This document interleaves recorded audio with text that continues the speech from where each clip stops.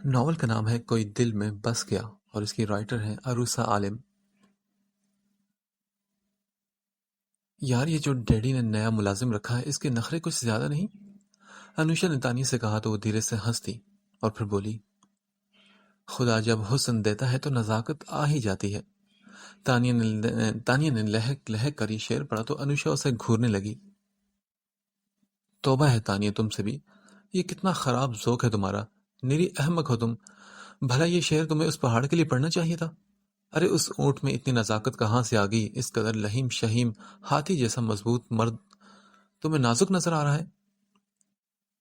انوشا کو شرم کرو، اتنے سمارٹ سے مرد کو تم نے ہاتھی اور اونٹ جیسے جانوروں سے تشبیہ دے ڈالی۔ ہاں بالکل، ویسے کیا بات ہے، میں دیکھ رہی ہوں کہ کئی دن سے بڑا ذکر کیا جا رہا ہے اس ہینڈسم کا، آج کل تم بڑی دلچسپی لے رہی ہو اس میں۔ تانی نے ہنستے ہوئے اس بڑے زمانی انداز میں کہا، کیا کیا بکواس کری تم؟ مطلب کیا تمہارا؟ اور میں بھلا اس 2 ٹکے کے آدمی میں دلچسپی کیوں لوں گی؟ تم نے یہ سوچا بھی کیسے تانیہ؟ تانیہ کی بات پر انوشا بری طرح چڑھ کر بولی تو تانیہ ہنس دی۔ ارے میں تو اس نیچ آدمی کا دماغ ٹھکانے لگانا چاہتی ہوں، پتہ نہیں خود کو کہاں کا پرنس سمجھتا ہے، بڑا چیمپئن بنا پھرتا ہے، میں اس کی کھوپڑی درست کر دوں گی اس ہیرو کی۔ او بھائی کیا بات ہے، ایک ہی لمحے میں تم نے اسے ہیرو، چیمپئن اور پرنس بنا ڈالا، دنیا کے تمام ٹائٹلز ایک ہی لمحے میں دے ڈالے تم نے۔ دیکھو تانیہ، اب اگر تم نے ایک لفظ بھی اس کے متعلق کہا نا تو میں تمہیں کمرے سے کھڑے کھڑے نکال دوں گی۔ انوشا نے انگلی اٹھا کر اسے وارننگ دی تھی۔ ارے کیا بات کر رہی ہو تم؟ میں اس کے بارے میں کہاں بول رہی ہوں، اس کے بارے میں تو تم خود اتنی دیر سے باتیں کر رہی ہو۔ نہیں، مجھے بھی کوئی ضرورت نہیں اس کے بارے میں بات کرنے کی، انوشا نے کچھ کھسیا کر کہا۔ او، تو یہ جو تم اتنی دیر سے اس ہیرو چیمپئن کے بارے میں اتنی باتیں کر رہی ہو، یہ سب بلا ضرورت کر رہی ہو، اور اگر کبھی ضرورت پڑے گی اس پرنس کی تو پھر کیا کرو گی؟ تانیہ نے پھر شریر سی ہنسی کے ساتھ پوچھا تو وہ اس کے اوپر آنکھیں نکالنے لگی۔ میرا دماغ خراب ہو رہا ہے اور تمہیں مستیاں سوچ رہی ہیں؟ انوشا نے غصے سے کہا تو تانیہ نے کہا، او زبردست، کیا تمہارے پاس دماغ بھی ہے؟ تانیہ، اتنی دیر سے میرا دماغ خراب ہو رہا ہے اور تم میرا دل اور جلا رہی ہو یار۔ اچھا، ابھی تک دل تو تمہارے پاس ہے، اس کو نہیں دیا کیا تم نے؟ اف تانیہ، اب اگر تم نے کچھ بھی کہا نا تو میں کوئی بھی رعایت بغیر تمہارا گلا دبا دوں گی۔ میری بات سن نہیں رہی اور بیچ میں کوئی نہ کوئی ٹکڑا لگا دیتی ہو۔ اچھا ٹھیک ہے انوشا، بتاؤ جلدی بتاؤ، اتنی گرمی کس بات کی ہے؟ یار دراصل بات یہ ہے کہ آج میں ڈیڈی کے آفس گئی تھی، میں نے اسے کہا کہ واپسی پر مجھے گھر چھوڑتا ہوا چلا جائے تو مجھے ٹکا سا جواب دے کر چلتا بنا۔ وہاں اور بھی کئی لوگ وہاں اور بھی کئی لوگ کھڑے ہوئے تھے، اس نے تو کسی کے سامنے بھی میرا لحاظ نہیں کیا، بس اس وقت سے میرے اندر جو آگ لگی ہے وہ ابھی تک بجھی نہیں۔ اوہ دس از ویری سیڈ انوشا، یعنی اس قدر پرتعش جواب دی اس نے تمہیں؟ ویسے اس نے کہا کیا تھا یہ تو بتاؤ۔ اس نے یہی کہا کہ میں فضول کی ذمہ داریاں نہیں اٹھاتا۔ انوشا نے جل کر اسے بتایا۔ ہاں یہ واقعی خاصی شعلہ صفت بات کی اس نے۔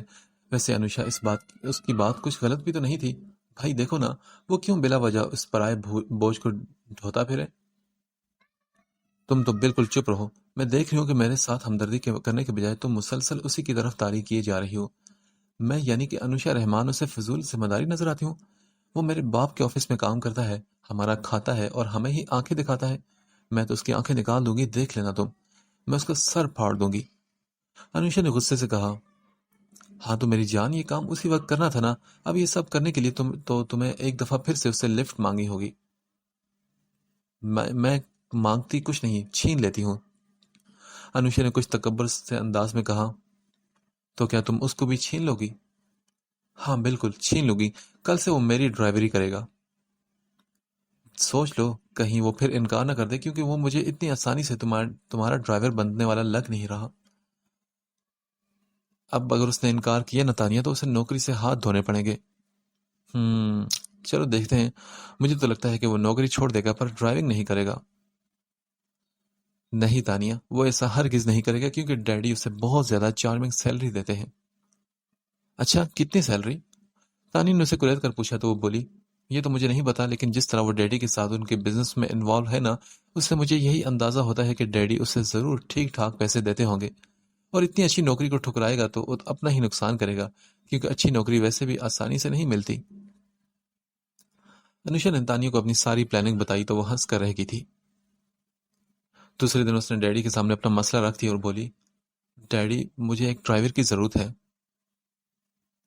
بیٹا میں نے پہلے بھی آپ سے کہا تھا، لیکن آپ نے خود کہا کہ میں خود ڈرائیو کروں گی تو میں خاموش ہو گیا۔ اب اگر تمہیں ڈرائیور کی ضرورت ہے تو میں بندوبست کر دیتا ہوں۔ نو ڈیڈ، بندوبست تو میں نے کر لیا ہے، بس آپ اس سے بات کر کے کل صبح گھر آنے کو کہہ دیجیے گا۔ اوکے بیٹا، جب تم نے دیکھ لیا تو گھر پر بلا بھی لیتی نا۔ ڈیڈی میں نے صرف اسے دیکھا ہے، اس سلسلے میں کوئی بات نہیں کی، بات تو آپ ہی کو کرنی ہے نا۔ اوہ اوکے، میں بات کر لیتا ہوں، بتاؤ کون ہے وہ؟ ڈیڈ، دل نواز۔ جس سکون سے اس نے نام بتایا تھا اسی طرح حیرت میں وہ مبتلا ہوئے اور بولے، کون؟ دل نواز؟ ہاں ڈیڈ، وہی جو ملازم آپ کے آفس میں کام کرتا ہے۔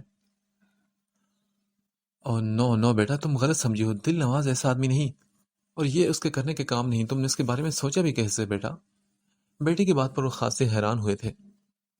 اور ڈیڈی کم آن، آپ بلا وجہ ہی چھوٹے چھوٹے ملازموں کو ایسا ویسا بنا دیتے ہیں۔ انوشا نے ناگواری سے کہا، اچھا تم فکر مت کرو، تمہارے لیے چند دنوں میں ڈرائیور کا بندوبست کر دوں گا۔ لیکن ڈیڈی مجھے فوری طور پر ڈرائیور چاہیے، صبح اتنا رش ہوتا ہے کہ مجھ سے ڈرائیونگ نہیں ہوتی۔ اوکے بیٹا ٹھیک ہے، لیکن جب تک ڈرائیور کا بندوبست نہیں ہو جاتا میں دل نواز سے بات کرتا ہوں۔ واٹ؟ بات کیا مطلب؟ ڈیڈ آپ اسے حکم دیں، آپ اسے آرڈر دیجیے، وہ آپ کی بات تو ضرور مانے گا نا۔ بیٹا جی تم نہیں سمجھتی ہو، ایسا نہیں ہو سکتا نا۔ وہ یہ کہتے اٹھ کھڑے ہوئے تو انوشا عجیب سے انداز میں ان کی پشت کو تکنے لگی۔ پتہ نہیں ڈیڈی کو بھی کیا ہو گیا ہے، ایک عام سے آدمی کو انوکھی مخلوق بنا دیا۔ تانی نے اس کی ساری بات سننے کے بعد کہا، ہو سکتا ہے انوشا کہ وہ کوئی انوکھی مخلوق ہی ہو۔ اچھا دیکھتی ہوں، میں سارا انوکھا پن نکال لوں گی اس کا۔ ہیرو سے زیرو نہ بنا دیا تو میرا نام بھی انوشا نہیں۔ وہ مانی خیزی سے مسکراتے اٹھ گئی تھی۔ انوشا ٹی وی دیکھ رہی تھی کہ اس کے فون کی بیل بج اٹھی۔ اس نے نہایت بیزاری سے کہا، ہیلو۔ ہاں مجھے مس انوشا رحمان سے بات کرنی ہے۔ آپ کو کوئی اور ٹائم نہیں ملا تھا انوشا سے بات کرنے کے لیے؟ انوشا نے تب کر کہا تو وہ بولا، کیوں محترمہ، اس ٹائم میں کیا خرابی ہے؟ خرابی یہ ہے کہ اس وقت میں ٹی وی پر اپنا فیوریٹ پروگرام دیکھ رہی تھی اور آپ کی وجہ سے میرا سارا پروگرام ڈسٹرب ہو گیا۔ دیکھیے محترمہ، اگر آپ کے پاس اتنا بیکار وقت ہے کہ آپ ٹی وی پر فضول پروگرام دیکھ سکتی ہیں تو میرے پاس اتنا بھی نہیں کہ میں آپ کو فون کر سکوں۔ بڑی مشکل سے ٹائم نکال کر اس وقت آپ سے بات کر رہا ہوں۔ اس کی بات سنتے ہی وہ بولی، تو نہ کرتے، میں نے مجبور تو نہیں کیا تھا۔ انوشا اس کی باتوں سے اسے پہچان چکی تھی کہ یہ وہی ہے۔ آپ مجھے مجبور کر بھی نہیں سکتی، یہ تو رحمان صاحب سے تعلقات کا خیال کرتے ہوئے میں آپ سے بات کر رہا ہوں۔ انہوں نے مجھ سے کچھ دن تک آپ کو یونیورسٹی پک اینڈ ڈراپ کرنے کے لیے کہا تھا۔ کل صبح میں ٹھیک 8 بجے پہنچ جاؤں گا اور میں صرف 2 دفعہ ہارن بجاؤں گا، پھر 2 منٹ تک آپ کا ویٹ کروں گا۔ اس دوران اگر آپ گھر سے باہر نکلے تو ٹھیک، ورنہ کسی اور سواری کا بندوبست کر کے چلے جائے گا۔ اور پھر انوشا کے کچھ کہنے سے پہلے اس نے کھٹاک سے فون بند کر دیا۔ بدتمیز، خود کو بڑا افلاطون سمجھتا ہے نا، کل ساری افلاطونی نکال دوں گی میں اس کی۔ اس کی باتوں سے تانیہ کو کچھ اندازہ ہو گیا، لیکن پھر بھی بولنے لگی، لیکن یہ تو بتاؤ یہ تھا کون فون پر؟ ارے وہی تھا نا، ارسطو کی اولاد، افلاطون کہیں کا۔ انوشا نے دانت پیس کر کہا، لیکن جہاں تک میرے علم میں ہے ارسطو اور افلاطون تو استاد شاگرد تھے۔ تانیہ کے کہنے پر انوشا اسے گھورنے لگی۔ بہت بری عادت ہے تانیہ تمہاری، ہر بات میں فوراً بال کی کھال نکالنے لگتی ہو۔ اگلی صبح انوشا ناشتہ سکون سے کر رہی تھی۔ انوشا جلدی کرو، دل نواز بھائی آتے ہی ہوں گے۔ آنے دو، کم سے کم آدھا گھنٹہ میں آج اسے ویٹ کراؤں گی۔ محترم کو دماغ درست کرنے کا ڈوز تو میں آج سے ہی دینا شروع کر دوں گی۔ ارے تم آدھے گھنٹے کی بات کر رہی ہو، یعنی 30 منٹ، اور وہ مجھے آدھا منٹ یعنی 30 سیکنڈ رکتے نظر بھی نہیں آ رہے۔ تم شاید بھول گئی، تو میں یاد دیتی ہوں کہ انہوں نے صرف 2 منٹ رکنے اور 2 ہارن بجانے کے لیے کہا تھا، اور دیکھو ہارن بجا ہے، شاید وہ آ چکے ہوں۔ میں دیکھتی ہوں، تم فوراً آ جاؤ۔ تانی نے جلدی سے کرسی سے اٹھتے ہوئے کہا تو انوشا اسی تیزی سے اس کا ہاتھ پکڑ کر اسے دوبارہ کرسی پر دھکیل دیا۔ رکو ابھی، اس اکڑو کو انتظار کرنے دو۔ اور پھر نہایت اطمینان سے ناشتہ کر کے جب 15 منٹ بعد وہ تانیہ کے ہمراہ شان سے گردن اکڑائے تکبر سے باہر نکلی تو گاڑی تو دور کی بات، اب اس کی دھول بھی ہوا میں نہیں تھی۔ اس کا سارا تکبر اور جھنجھلاہٹ میں تبدیل ہو چکا تھا۔ تانیہ نے اپنی مسکراہٹ چھپانے کے لیے ہونٹوں پر ہاتھ رکھ لیا۔ اس نے غصے سے بھپرے ہوئے انداز میں چوکیدار سے پوچھا، کیا دل نواز صاحب یہاں آئے تھے؟ جی بی بی، وہ آئے تھے اور 2-3 منٹ ٹھہر کر چلے گئے۔ چوکیدار کی زبانی بات سنتے ہی وہ غصے سے پیر پٹکتی ہوئے اندر آ گئی۔ ماں کے انتقال کے بعد وہ بہت زیادہ ضدی اور خود سر ہو گئی تھی، اور پھر باپ کے لاڈ پیار اور بے تحاشا دولت نے اسے بگاڑنے میں بھی بھرپور کردار ادا کیا تھا۔ 15 سال پہلے ایک فضائی حادثے میں انوشا کی ماں اور تانیہ کے والدین حج سے واپسی پر اس دنیا فانی سے رخصت ہو گئے تھے۔ تانیہ اس کی پھوپھو کی بیٹی تھی اور والدین کی وفات کے بعد وہ اکلوتے ماموں کے گھر آ گئی تھی۔ رحمان بیگم نے اس میں اور اپنی بیٹی میں کوئی فرق نہیں کیا۔ ان دونوں میں بھی بالکل سگی بہنوں جیسی محبت تھی۔ ایک ہی ماحول میں رہ کے تانیہ بالکل نہیں بگڑی، جبکہ انوشا بگڑتی چلی گئی۔ کوئی بھی بات اس کے مزاج کے خلاف ہو جاتی تو وہ بالکل زخمی شیرنی بن جاتی تھی، کیونکہ وہ ہر کام اپنے مزاج اور مرضی کے مطابق چاہتی تھی۔ دل نواز خان نے میری بے عزتی کی ہے اور اس کا بدلہ میں اسے ضرور لوں گی۔ ہاں بالکل بالکل، ضرور لینا بدلہ اسے انوشا، لیکن کیسے؟ اس کے ساتھ شادی کر کے۔ انوشا نے جیسے یہ کہا تو چائے پیتے ہوئے تانیہ کو بری طرح پھندا لگ گیا۔ کیا کہا؟ اس کے ساتھ شادی کر کے؟ کچھ دیر کھانسنے کے بعد وہ بمشکل بول پائی تھی، لیکن کس سے اس کی شادی کرو گی تم؟ تمہاری شادی، انوشا نے جل کے کہا۔ تو وہ بولی، لیکن میں دو شادیاں کیسے کر سکتی ہوں؟ تانیہ نے حیرت سے آنکھیں کھولی اور بولی، تم تو جانتی ہو نا انوشا کہ میرا نکاح ہو چکا ہے۔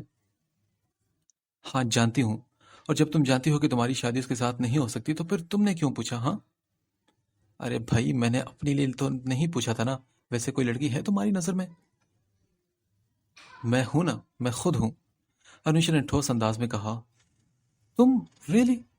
تمہارے خیال میں وہ تم سے شادی کر لیں گے؟ تانیہ نے اسے حیران ہو کر پوچھا تو وہ بولی، کیا کہا تم نے؟ ہوش میں تو ہو تم؟ تم نے یہ بات کہی کیسے مجھ سے شادی کرنے کے لیے 1000 لڑکے پاگل ہوئے پھرتے ہیں اور میں کروڑ پتی باپ کی اکلوتی اولاد ہوں، بھلا اس کی ضرورت ہو سکتی ہے مجھ سے شادی کرنے سے انکار کرنے کی؟ نہیں، میرا مطلب تھا کہ تم پارا صفت اور وہ سرد مزاج، تمہارا ان کے ساتھ نباہ ہو جائے گا کیا؟ نہیں، اسی لیے تو میں اس کے ساتھ نباہ کرنے کے لیے نہیں بلکہ اس کو ذبح کرنے کے لیے شادی کر رہی ہوں، وہ جل کر بولی تھی۔ ویسے ایک بات کہوں، خاصا بگڑا ہوا بکرا ہے وہ، اور اتنی آسانی سے کٹے گا نہیں۔ تانی نے اسے ہوشیار رہنے کے لیے کہا۔ ہاں تانی، مگر دولت کی تلوار بہت تیز ہوتی ہے اور اچھے اچھوں کو کاٹ کے رکھ دیتی ہے۔ لیکن انوشا، وہ مجھے دیکھنے میں ایسا لالچی اور کمزور آدمی لگتا نہیں۔ بہرحال تم ٹرائی کر کے دیکھ لو، کیونکہ وہ خاصا دبنگ اور خوددار قسم کا مرد لگتا ہے مجھے۔ اچھا، تو تمہارے خیال میں خوددار نہیں ہوں؟ اس کی بات سن کر انوشا نے چڑھ کر کہا، پتہ نہیں، تمہارا تو نہیں پتا۔ تانیہ نے کندھے اچکا کر سکون سے کہا تو اس نے تانیہ کے اوپر مکوں کی برسات کر دی۔ جب تم پہلے سے جانتی ہو کہ تمہارا ان کے ساتھ گزارا نہیں ہو سکتا انوشا، تو پھر کیوں یہ شادی کرنا چاہتی ہو؟ بتایا تو ہے نا تانیہ کہ صرف اس سے بدلہ لینے کے لیے کر رہی ہوں۔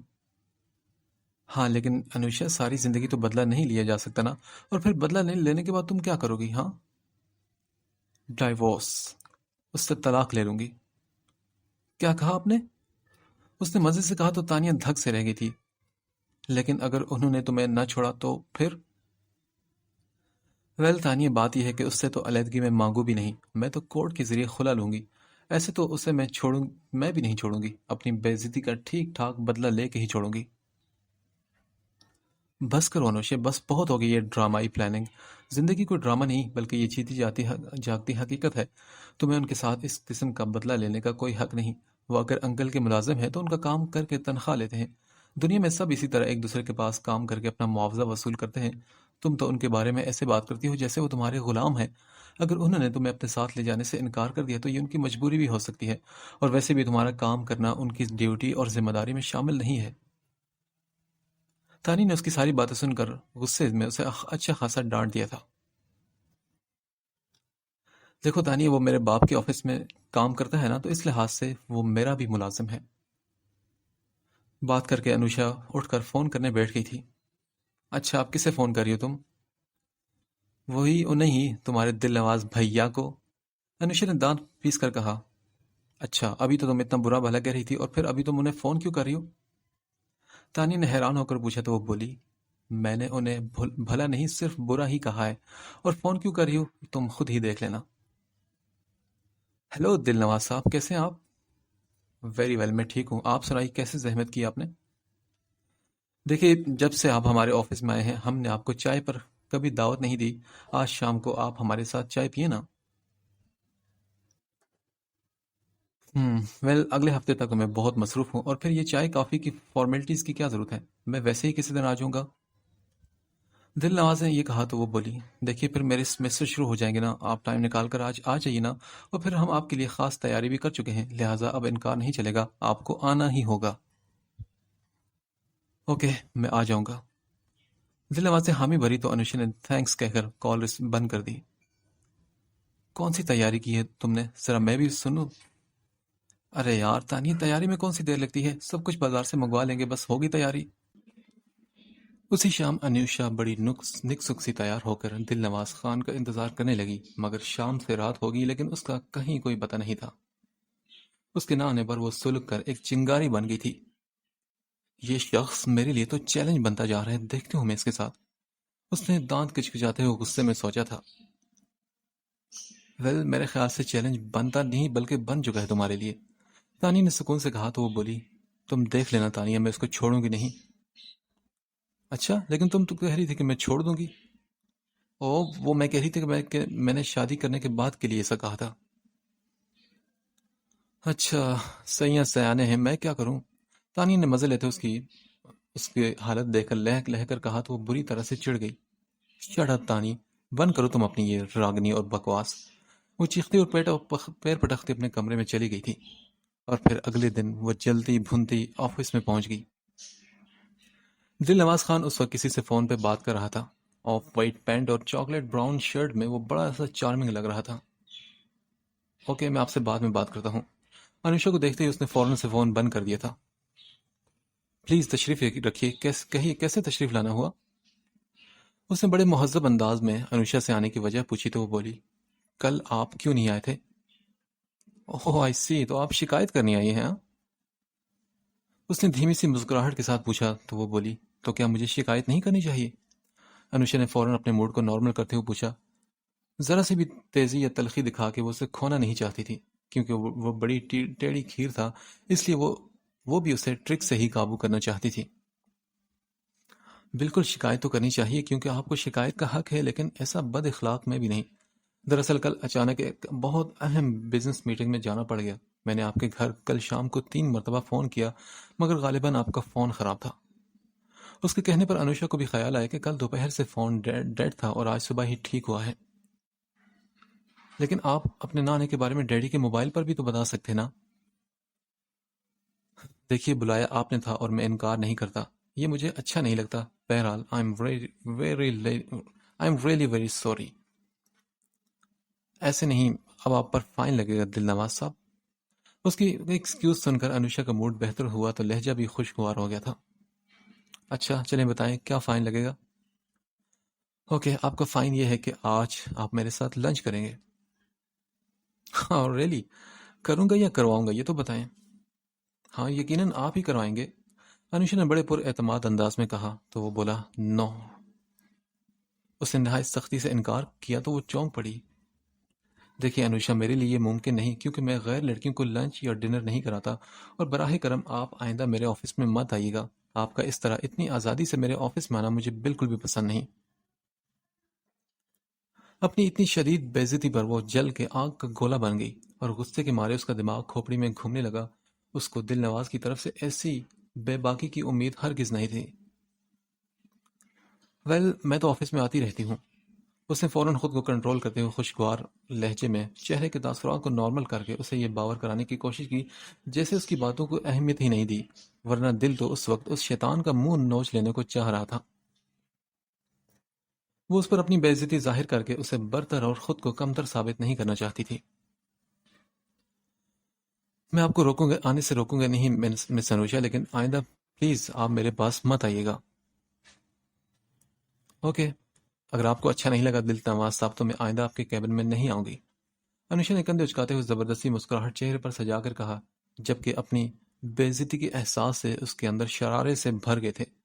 اس بد دماغ کی زبان نے چھری بن کے اس کی رگوں تک کو کاٹ ڈالا تھا۔ اوکے میں پھر چلتی ہوں، لیکن آپ میرے گھر ضرور آئیے گا، اس نے اپنے لہجے میں خوشگواری پیدا کرتے ہوئے کہا اور کھڑی ہو گئی۔ اچھی بات ہے، میں کسی دن ضرور حاضر ہو جاؤں گا۔ انوشا نے اپنے اوپر گزرنے والی کیفیت دل نواز خان پر بالکل ظاہر نہ ہونی دی اور وہ ایک زبردست پلان سوچ کے وہاں سے چلی آئی تھی۔ تانیہ کی میں امریکہ سے آیا تو اس کے گھر والوں نے رخصتی کا تقاضا شروع کر دیا تھا۔ رحمان صاحب نے جلدی جلدی سارے انتظامات کیے اور تانیہ کی شادی کی تیاری شروع ہو گئی۔ شادی والے دن انوشا کی سج دھج ہی نرالی تھی۔ گولڈن تنگ پاجامہ اور سوٹ پر بڑا سا گولڈن کامدار دوپٹہ لیے وہ کوئی شہزادی لگ رہی تھی۔ ارے انوشا، آج تم ہمیں کسی خاص شخصیت سے ملوا کے کوئی سرپرائز دینا چاہتی تھی نا؟ اس کی فرینڈز نے یہ کہا تو وہ بولی، ہاں بالکل، آؤ میرے ساتھ نا۔ پھر وہ اپنی چاروں فرینڈز کو لے کر مردوں والی سائڈ پر لے آئی تھی۔ فرینڈز، ان سے ملو، یہ ہے میرے ہسبینڈ دل نواز خان۔ دل نواز خان اپنے کچھ دوستوں اور آفس کے کولیگز کے ساتھ خوش قدمیوں میں مصروف تھا کہ اچانک اس شعلہ صفت نے بھرے پنڈال میں اس کے سر پر بم پھوڑ دیا۔ اس نے یہ کہہ کر اس کے وجود کے ٹکڑے ٹکڑے کر دیے تھے۔ اس کی بات سن کر دھنگ رہ گیا تھا۔ وہ خوبصورت بلا تو شیطانی دھماکہ کر کے چلتی بنی اور ادھر دل نواز خان اپنی جگہ پتھر کا ہو گیا۔ کچھ دیر کے لیے تو اس کے حواس ہی ختم ہو گئے تھے۔ ابھی چند لمحے پیشتر کیا ہوا اور کیوں ہوا اس کا دماغ جیسے سوچ ہی نہیں پا رہا تھا۔ تبھی اس کے دوستوں نے مل کر اسے مبارکباد دینا شروع کی تو ایک جھٹکے سے وہ ہوش میں آیا۔ ارے دل نواز، تم تو بڑے گرو نکلے یار، لوگ شادی کر کے حیران کرتے ہیں پر تم نے تو چھپا کے حیران کر دیا۔ اس قسم کے شوخ جملے اس کے کانوں میں زہر ٹپکاتے رہے۔ اس کا سارا وجود غصے اور شرمندگی کے مارے ٹھنڈے پسینوں میں بہہ گیا تھا۔ اس کے ہونٹ آپس میں ایسے جڑ گئے تھے باوجود کوشش کے بولنے کے لیے بھی کھل نہ پا رہے تھے اور نہ مسکراہٹ کے لیے پھیل رہے تھے۔ اس وقت اس کے اپنے لیے وجود کو زمین پر کھڑا کرنا بھی دو بھر ہوتا جا رہا تھا۔ اس نے کسی کے سامنے کوئی صفائی پیش نہیں کی کہ کہیں وہ قاتل حسینہ سب کے سامنے پھر کوئی دل فریب سا شوشہ چھوڑ نہ دے۔ کچھ اس سانحے کو سمجھنے کے بعد وہ سب سے معذرت کر کے وہاں سے فوراً کھسک گیا تھا اور پھر پتہ نہیں کیسے ڈرائیو کر کے وہ گھر پہنچا اور کئی دفعہ رستے میں اس کی گاڑی ٹکراتے ٹکراتے بچی تھی۔ گھر آتے ہی اس نے فریج کھول کر کھڑے کھڑے ٹھنڈے پانی کی بوتل منہ سے لگا لی، لیکن اس کے دل میں جو آگ لگی ہوئی تھی وہ پھر بھی بجھ نہ سکی، کیونکہ وہ سوچ بھی نہیں سکتا تھا کہ وہ بالش بھر کی لڑکی اس سے اس بری طرح بدلہ لے گی۔ اس کے ہوش و حواس ابھی تک ٹھکانے پر نہیں آئے تھے اور اس کے دماغ میں آگ بگولے اٹھ رہے تھے۔ آفس اور دوستوں میں کام اور کردار کے حوالے سے اس کی بڑی اچھی ریپوٹیشن تھی۔ کل ہی سب اسے شادی کرنے کے لیے کہہ رہے تھے اور وہ ہنس کے ٹالتا رہا، اور آج اس چھٹانک بھر کی لڑکی نے ایک ہی پل میں اس کی برسوں کی بنائی ہوئی عزت اور ساکھ کو راکھ میں کر دیا تھا۔ وہ رات اس نے بڑی اذیتوں میں انگاروں پر لوٹ کر گزاری۔ دوسرے دن صبح 9 بجے وہ رحمان صاحب کے گھر پہنچ گیا۔ اس نے گیٹ پر اپنی گاڑی کھڑی کر کے چوکیدار سے پوچھا، کیا صاحب گھر پر ہیں؟ نہیں صاحب جی، صاحب تو آفس جا چکے ہیں۔ چوکیدار کے جواب نے اس کی تسلی کر دی۔ وہ جان بوجھ کے ایسے ہی ٹائم پر آیا تھا کہ رحمان صاحب آفس چلے گئے ہوں۔ اچھا، تو کیا انوشا بیبی گھر پہ ہیں؟ اس قاتلہ کا نام لیتے ہوئے اسے ایسا لگا کہ جیسے زبان پر انگارہ آ گیا ہو۔ جی صاحب، بیبی جی تو ابھی سو رہی ہیں۔ ٹھیک ہے، مجھے ان سے ہی کام ہے، میں دیکھ لیتا ہوں۔ وہ یہ کہہ کر جلدی سے اندر آ گیا۔ اس کے کمرے کا دروازہ بند نہ تھا۔ وہ آہستگی سے دروازے سے گھس کر اندر آ گیا۔ وہ دل ربا اس کے ہوش اڑا کے خود یہاں مدہوش پڑی تھی۔ اس کی نیند چھین کے وہ خود مزے سے اپنی نیند پوری کر رہی تھی۔ وہ دل نواز خان کا سکون لوٹ کے بڑے سکون میں پڑی تھی۔ دل نواز کا دل چاہا کہ اس ظالم حسینہ کا بیڈ الٹ ڈالے۔ اس کا قاتل وجود دیکھ کر دل نواز کے بدن میں چنگاریاں سے بھر گئی تھی۔ وہ آہستگی سے آ کے اس کے سرہانے بیٹھ گیا۔ اس کا دل تو چاہا کہ ابھی ہاتھ کھینچ کے اسے زمین پر پٹخ دے۔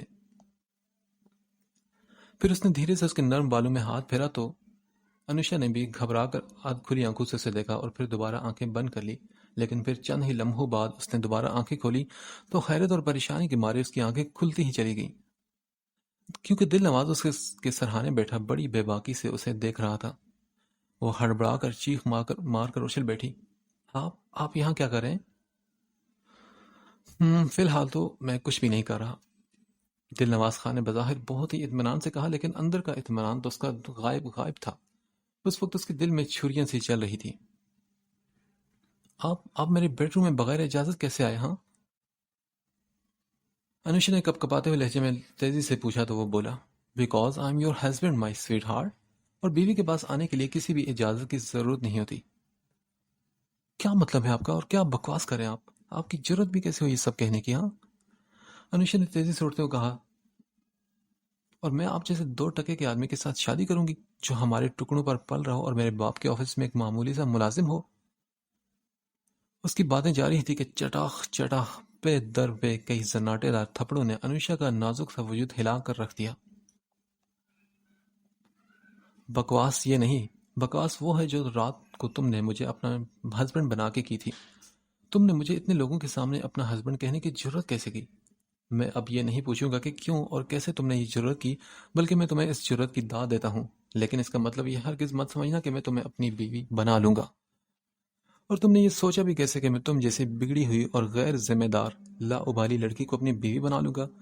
اور جہاں تک 2 ٹکے کی بات ہے تو یہ بھی سن لو کہ میں تمہارے باپ کا ملازم نہیں بلکہ وہ میرے ملازم ہیں۔ میں ان کے آفس میں کام نہیں کرتا بلکہ وہ میرے آفس میں کام کرتے ہیں۔ انوشا ساکت اور سن بیٹھی اس کی باتیں سن رہی تھی، اور اس انکشاف نے تو اس کی آنکھیں پوری کی پوری کھول ڈالی۔ کیا تمہیں پتا ہے کہ بزنس میں نقصان ہو جانے کے باعث تمہارا باپ بالکل کنگال ہو چکا تھا؟ یہاں تک کہ ان کا یہ گھر جس میں تم رہ رہی ہو نا، وہ اب ان کا نہیں رہا، اسے بھی میں خرید چکا ہوں۔ دل نواز کی باتیں سن کر وہ شاکڈ سی کی کیفیت میں بیٹھی ہوئی تھی۔ اس کے انکشافات نے اس کا دماغ سن اور زبان بند کر دی تھی۔ میں یہ سب کچھ تم پر ظاہر نہیں کرنا چاہتا تھا، لیکن تم نے ایسے حالات پیدا کر کے مجھے حقیقت بتانے پر مجبور کر دیا۔ دل نواز نے انگلی اٹھا کر کہا، اور اس پری وش کو پرے دھکیل کر زمین رونتا ہوا کمرے سے نکل گیا، اور وہ جو اسے اپنا ملازم اور نیچ آدمی سمجھ کے بڑے غرور سے اس کا دماغ درست کرنے چلی تھی، وہ شہزادو جیسی آن بان والا شخص آندھی طوفان کی طرح آیا اور چند لمحوں میں اس پر حیرت انگیز اور دردناک حقیقتیں عیاں کر کے الٹا اس کا دماغ ٹھکانے لگا کہ اس کے وجود کے ٹکڑے ٹکڑے کر کے چلا گیا۔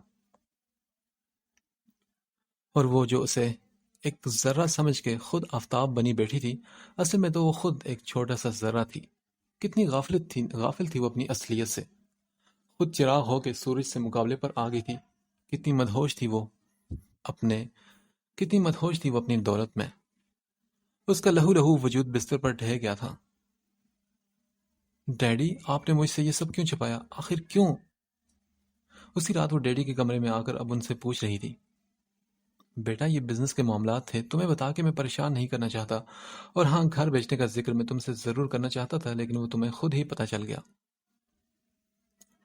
تانیہ کے ولیمے میں بھی وہ نہیں جا سکی، ڈیڈی اکیلے ہی چلے گئے تھے۔ میں جس کی ہستی کو خاک میں ملانے چلی تھی اس کی نظروں میں تو میں پہلے ہی خاک تھی۔ یہ کیوں ہوا؟ یہ سب کیسے ہو گیا؟ یہی سوچ سوچ کر ہر روز وہ اپنی ذلت اور اپنے موجودہ حالات پر کڑتی رہتی، اور پھر بالآخر اس نے دل نواز خان سے معافی مانگنے کا فیصلہ کر لیا۔ اس نے ڈرتے ڈرتے کئی دفعہ آفس فون کیا، مگر ہر دفعہ وہ بیزی تھا، اس لیے اس کی بات نہ ہو سکی۔ چند ہی دنوں میں وہ مست ہوا سے گلیوں کی دھول بن گئی۔ اسی طرح کچھ اور دن بے چینی میں گزر گئے، اور پھر انہی گزرتے دنوں میں ایک اور پریشانی آ کھڑی ہوئی۔ اس کے ڈیڈی کو ہارٹ اٹیک ہو گیا۔ ڈاکٹرز نے فوری طور پر بائی پاس کرنے کا فیصلہ کیا، اور چند دن میں ان کا آپریشن ہو گیا، لیکن وہ ریکور نہ کر سکے، اور صرف 15 دنوں میں چٹ پٹ ہو گئے۔ سب سرمایہ ختم ہونے کے بعد بھی اسے ڈیڈی کا سہارا تھا، لیکن اب ان کے ختم ہونے کے بعد تو جیسے سب کچھ ختم ہو گیا۔ اس نے پتہ نہیں کیسے خود کو سنبھالا اور سمجھایا، اور چند ہی دنوں میں کمزور ہو کے وہ بیمار پڑ گئی۔ کھانا پینا تو جیسے برائے نام رہ گیا تھا، اسے ڈرپ لگانی پڑ گئی۔ دل نواز نے ڈرپ لگانے کا بندوبست گھر پر ہی کر دیا تھا۔ وہ اس کے آگے اتنی مجبور اور بے بس ہو گئی تھی کہ اسے کسی کام سے منع بھی نہیں کر سکتی تھی۔ اور اب آگے کیا ہوگا، اس چیز کا سوالیہ نشان ہر وقت اس کی نگاہوں کے سامنے ناچتا رہتا۔ تانیہ اسے روز فون کر کے اس کی خیریت دریافت کرنے کے ساتھ ساتھ اسے تسلیاں بھی دیتی تھی، اور اس سے باتیں کر کے وقتی طور پر انوشا کا دل بہل جاتا، لیکن پھر اپنے فیوچر کے بارے میں سوچ کر وہ پریشان رہتی۔ دل نواز بھی ہفتے میں 2-3 چکر لگا لیا کرتا تھا، اور فون تو وہ روزانہ ہی کرتا تھا۔ اس دن انوشا نے فون کیا تو دل نواز نے ریسیو کیا، اس کی بھاری اور باروب آواز سن کے انوشا کی دل کی دھڑکنیں ایک دم تیز ہو گئی۔ اس کی بات کرنے کی ہمت نہ ہوئی، اس لیے اس نے فوراً فون بند کر دیا۔ کچھ دیر کے بعد اس نے پھر یہی حرکت کی اور فون کے پاس سے ہٹ گئی۔ تقریباً 10 منٹ کے بعد بیل بجی تو اس نے ریسیور اٹھا کے کانوں سے لگایا۔ جب آپ نے بات نہیں کرنی تو فون کیوں کر رہی ہیں؟ اور جب آپ فون کر رہی ہیں تو کاٹ کیوں رہی ہیں؟ اپنی چوری پکڑے جانے پر وہ تھک سے رہ گئی۔ فون کرتے وقت یہ بات تو اس کے ذہن سے نکل گئی تھی کہ دل نواز کے فون میں اس کا نمبر آ گیا ہوگا، اور اس نے خود بھی اس وقت دل نواز کا نمبر دیکھے بغیر ہی فون اٹھا لیا تھا۔ اگر وہ دیکھ لیتی تو ہرگز اس کا فون نہ اٹھاتی۔ میں آپ سے معافی مانگنا چاہتی تھی۔ بالآخر اس نے ٹھنڈی سانس بھر کے مری ہوئی آواز میں سے معافی مانگی۔ معافی؟ لیکن کس بات کی؟ اس دن تانیہ کی شادی میں نے جو کچھ کیا، مجھے وہ نہیں کرنا چاہیے تھا۔ I'm really sorry۔ ہاں بالکل، آپ کو وہ یقیناً نہیں کرنا چاہیے تھا۔ اگر وہ سب کچھ کرنے سے پہلے سوچ لیتی تو اس وقت معافی کی ضرورت ہی نہ پڑتی۔ اینی ویز، آئندہ اتنے بڑے مارکے سر کرنے سے پہلے ضرور سوچ لیجیے گا۔ ایک تو وہ پہلے شرمندہ تھی، دل نواز کی باتوں نے اسے مزید شرمندہ کر دیا۔ پھر وہ گھر میں پورا دن ایسے ہی بلائی چکراتی پھرتی رہتی۔ تانی سے بات کر کے اس کا دل بہل جاتا۔ پہلے جب یہ اپنا گھر تھا تو وہ کس سکون اور خوشی سے یہاں رہتی تھی، اور اس کا ہر لمحہ دل اور ذہن میں ملکیت کا احساس رہتا تھا۔ لیکن گھر کی ملکیت چھن جانے پر اب اس گھر کی چھت ہر لمحہ اسے اپنے سر اور کندھوں پر محسوس ہو رہی تھی۔ کچھ ہونے کا احساس اور کسی بڑی چیز پر اپنی ملکیت کا احساس انسان کو کتنا طاقتور اور مغرور بنا دیتا ہے، اور کچھ چھن جانے کا احساس کتنا کمزور کر دیتا ہے انسان کو۔ سر اٹھا کے جینے میں اور سر جھکا کے جینے میں کتنا فرق ہوتا ہے، اور یہ فرق اسی وقت نمایاں ہو کے سامنے آتا ہے جب آپ کا سر جھک جاتا ہے۔ اور اب انوشا رحمان کا بھی سر جھک چکا تھا۔ اس کا سارا غرور نکل چکا تھا۔ اس کی گھر کی ملکیت کا نشہ، دولت کا نشہ، احساس ختم ہو چکا تھا۔ اس دن دل نواز گھر آیا تو کچھ ادھر ادھر کی باتوں کے بعد انوشا اصل ٹاپک کی طرف آ گئی اور بولی، میں کہیں جاب کرنا چاہتی ہوں۔ ہاں، دیٹس گڈ، ویری ویل، بہت ہی اچھی بات ہے، لیکن کہاں جاب کرنا چاہتی ہیں؟ وہ کچھ حیرت اور عجیب سے انداز میں اس کی طرف دیکھنے لگی۔ نہ جانے کیوں دل کے کسی گوشے میں یہ امید تھی کہ وہ جاب کرنے سے منع کر دے گا، لیکن وہ اس کی لگتی کیا تھی جو وہ منع کرتا؟ اس پگلی نے خواہ ہی اسے دل میں بسا کے دل کے رشتے جوڑ لیے تھے۔ بلا وجہ کا درد اس نے خرید لیا تھا۔ اس کے پورے وجود میں درد کی ایک لہر سی دوڑ گئی اور آنکھوں میں دھواں سا بھر گیا۔ میں کہیں بھی نوکری کر لوں گی، پڑھی لکھی ہوں، جاب تو کہیں نہ کہیں مل جائے گی مجھے۔ بالکل آپ کو جاب مل جائے گی، آپ تو ویسے بھی خاصی بہادر قسم کی خاتون ہیں نا۔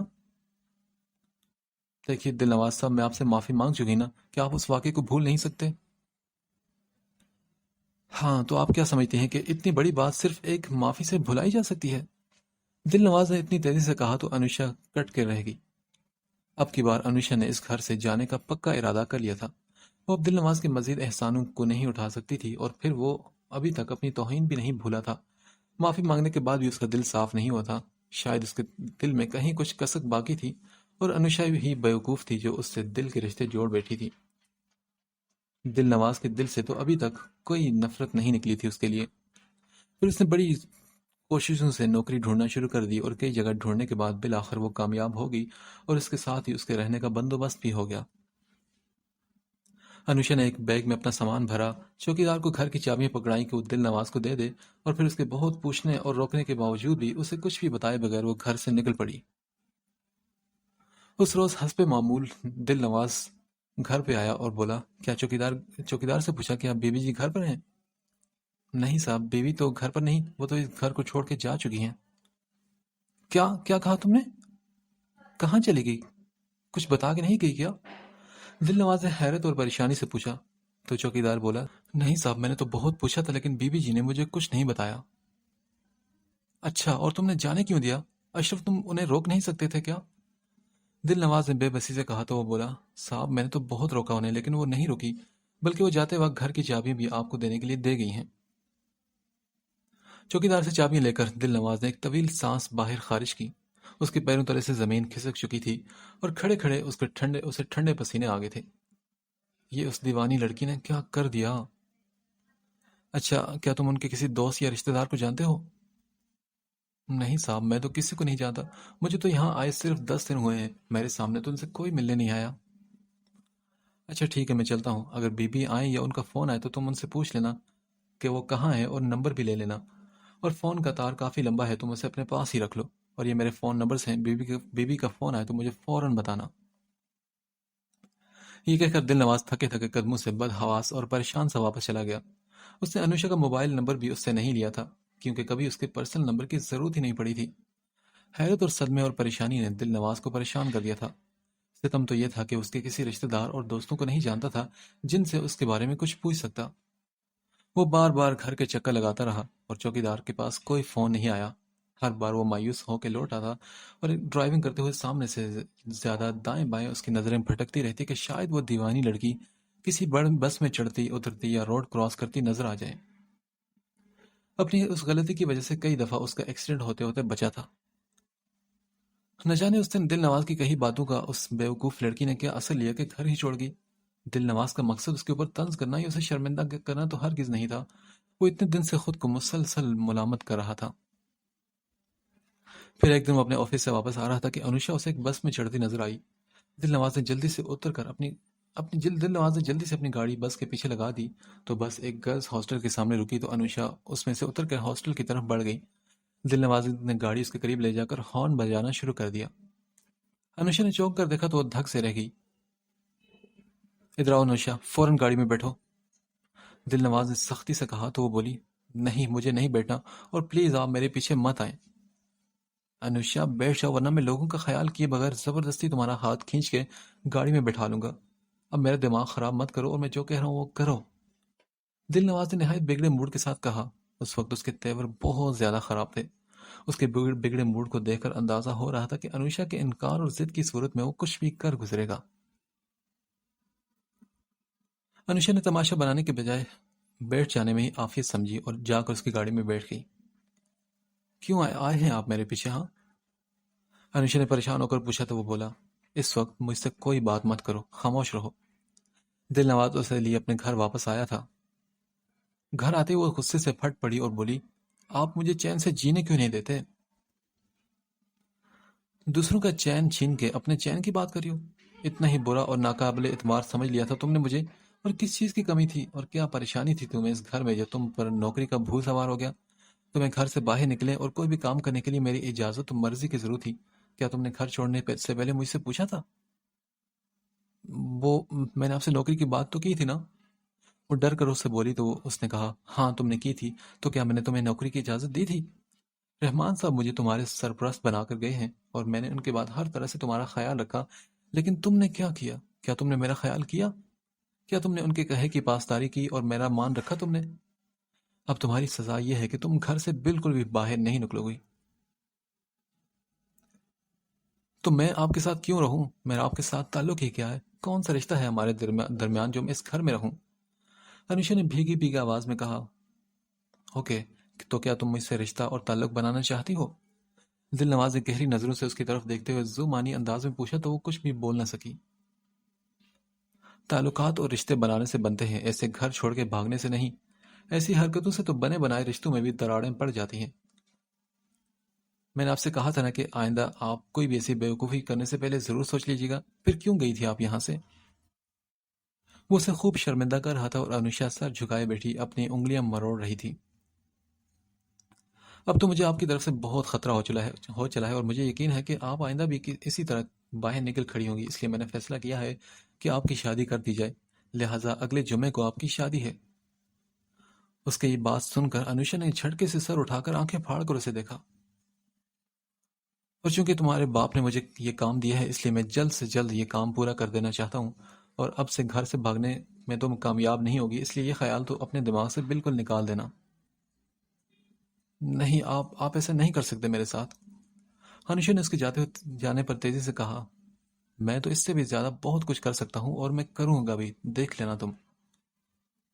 دل نواز نے اسے ڈانٹتے ہوئے کہا تو وہ بولی، لیکن میرا آپ کو ایسا کوئی تعلق اور رشتہ نہیں جس کی بنا پر آپ میری زبردستی شادی کر دیں۔ انیشا نے اپنی طور پر بھرپور احتجاج کرنے کی کوشش کی۔